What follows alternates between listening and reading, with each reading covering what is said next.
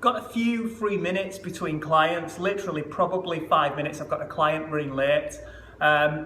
One of the things that you can do that I really recommend if you've got a spare 5 or 10 minutes, if you've got spare 5 minutes, there's no way you're going to get 5 sets of back squats in. But what you can do is you can do some accessory work that's going to facilitate the exercises that you do when you've got an hour or an hour and a half. So the things that I'm going to go through now, it's not particularly directly going to affect how I look or my strength. What it's going to do, it's going to help me to perform better in those strength training or cardio exercises, okay? So it's basically mobility work, and my mobility genetically, inherently is really, really bad.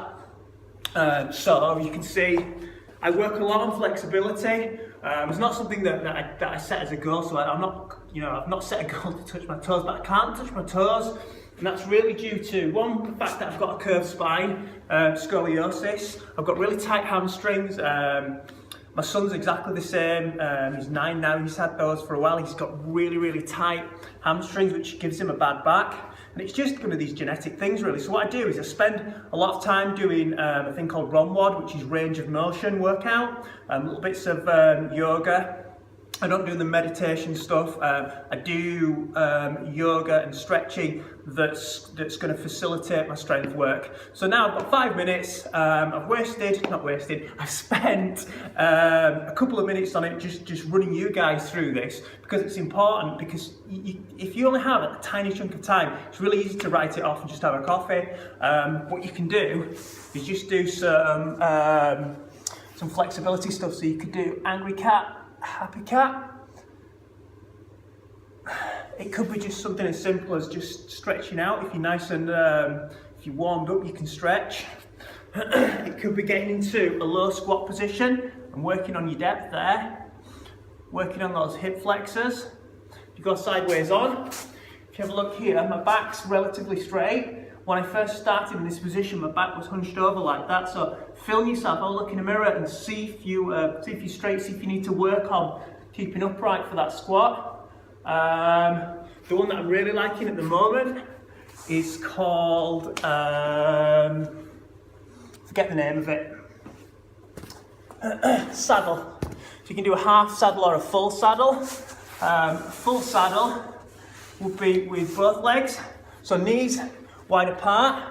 You want your feet either at the side of you there or stacked underneath your bum, and then just sit back. If you've got really good flexibility, you should be able to just go whoop, and straight down and be lying flat on the floor. If you've got really bad flexibility, bad mobility, you might get to there and not be able to go any further back. What I've done is I've spent a few weeks with the support under my back, getting further and further and further. And if I did this for 5-10 minutes now, I could get to be lying flat on the floor. So I'll just carefully go down and see how far I can get. So with this, it's not a 30-second job. It's, you're talking 5 minutes, just nice and steady. Put some music on. And try and get further and further back. And what this is doing, it's stretching your quads there. It's stretching your lower back. It's stretching your hip flexors. If you stack your feet underneath your bum, it really stretches the top of your quads there. It really takes your breath away. So I'm going to stop talking.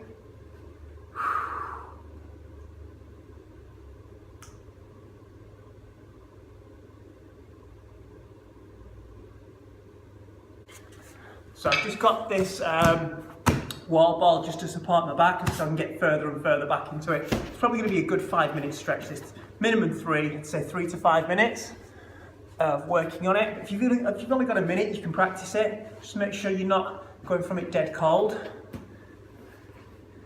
So if that's where you are at the moment in terms of your range of motion, then put the ball there.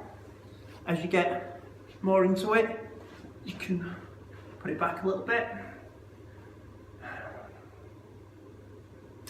As it starts to get hard, you can come out of it, take a breath, take a 30-second reset, and then get back into it again. So it's really pulling now the top of my quads, stretching them out. If you think of them like plasticine when it goes really hard, and you pull it and work it and make it soft and malleable and pliable so that you can model with it. That's really what you're doing with your body. You're working on the muscles and getting them really soft so that you can mould them, so that you can train them, so you can tone up and get stronger.